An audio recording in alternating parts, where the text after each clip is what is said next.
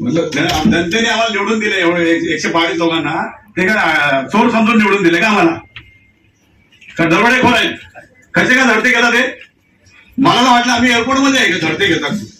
नंतर मागं बघितलं अरे एअरपोर्ट नाही, स्कॅनिंग मशीन बॅग चेक कराल तिथे. हे योग्य नाही पीठासीन अधिकारी. आणि आपण जो पगार सुरक्षा रक्षकांना देतो, फक्त कुठे गेले सुरक्षा रक्षक? मग कशाला त्यांना पगार देतात?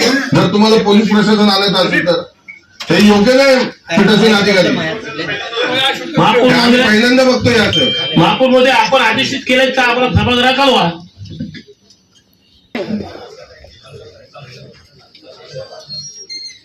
स्टँडिंग कमिटी होती आणि आज सदस्य आपली नोंदणीकृत करणार होतो, त्यामुळे आपण त्याची खबरदारी घेऊया की जे मेन म्हणजे कसं आहे की तुम्ही आता आज फक्त सदस्य निवड होणार, निवड म्हणजे पक्षाच्या वतीने पाठवणार होते. मग इथे काय भांडणं नाही, आमच्या आपसात म्हणजे काय भांडणं नाही ना.